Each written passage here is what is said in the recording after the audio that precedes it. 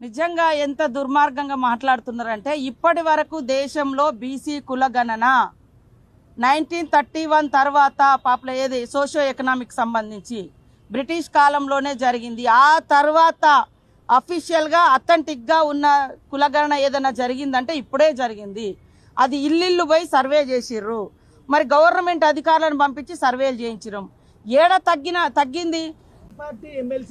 ఇక మా పార్టీ కాదా ఆయన డిసైడ్ చేసుకోవాలి. ఇప్పుడు నా బాధ, ఎందుకంటే నేను కూడా మల్లన్న కోసం చాలా కష్టపడ్డాం, పనిచేసినాం.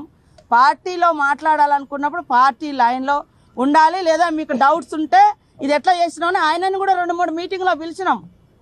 నేనే కదా పంచాయతీరాజ్ శాఖ మినిస్టర్గా ఉన్నప్పుడు కూడా ఉండిగా ఆయనను కూడా 2-3 మీటింగ్లకు వచ్చిండు. నిజంగా ఎంత దుర్మార్గంగా మాట్లాడుతున్నారంటే ఇప్పటి వరకు దేశంలో బీసీ కులగణన 1931 తర్వాత పాపుల ఏది సోషియో ఎకనామిక్ సంబంధించి బ్రిటిష్ కాలంలోనే జరిగింది. ఆ తర్వాత అఫీషియల్గా అథెంటిక్గా ఉన్న కులగణన ఏదైనా జరిగిందంటే ఇప్పుడే జరిగింది. అది ఇల్లు పోయి సర్వే చేసిర్రు. మరి గవర్నమెంట్ అధికారులను పంపించి సర్వేలు చేయించడం ఏడ తగ్గింది.